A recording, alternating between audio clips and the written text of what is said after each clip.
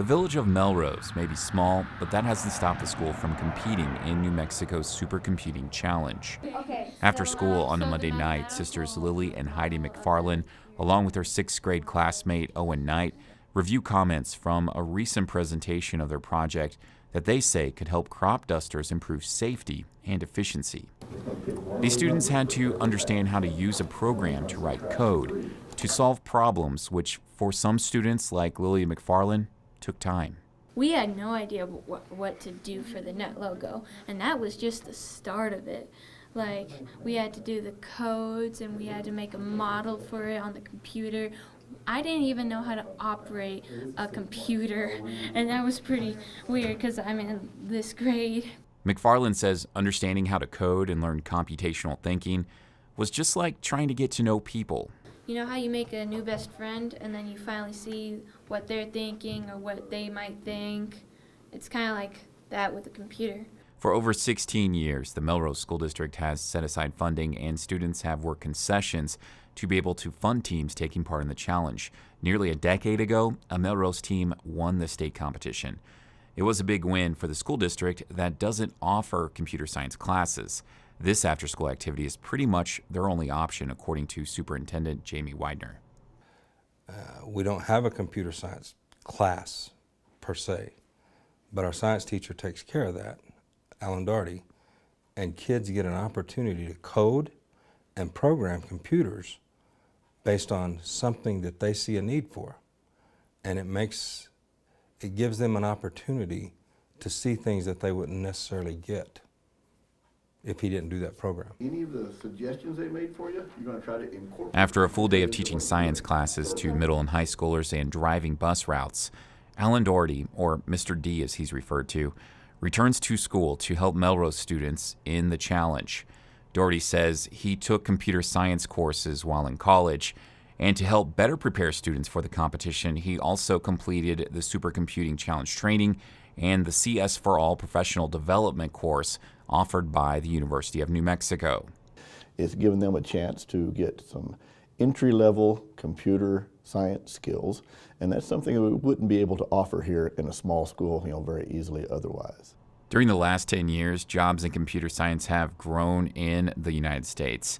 A 2017 Department of Labor Statistics report showed 3.9 million were employed in the industry in 2015, up from 3.2 million in 2009. To meet demand, states are implementing education policies for computer science. New Mexico does not have a statewide plan. States like Colorado have adopted funding measures and are working on adopting standards. Texas has a requirement for all high schools to offer computer science. So, does this supercomputing challenge help fill voids that exist in New Mexico when it comes to computer science education?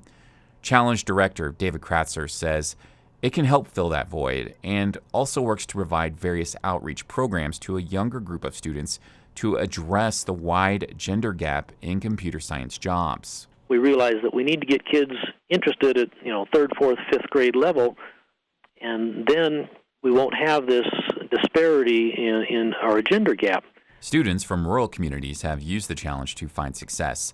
Marisol Gamboa is the oldest child of immigrants from Salem, New Mexico. She's a computer scientist and division leader at a national lab in California. While attending Hatch Valley schools in the early 1990s, she took part in the challenge. She says her school didn't even own a computer then and had to log in from a dummy terminal to a supercomputer at Los Alamos to work on their project. I absolutely would not have had any exposure to computers until I would have been in college, and I don't know if I would have, ventured into unknown territory at that point. However, Gamboa says the challenge is not a panacea for the lack of computer science opportunities in rural areas due to the high poverty rate across New Mexico.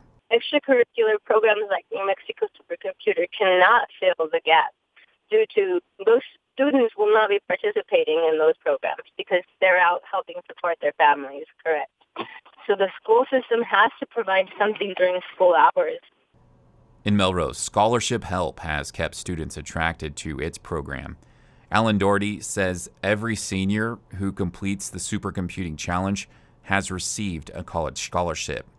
Doherty says as long as students want to take part in the challenge, he's willing to take the time to do what he can to help them.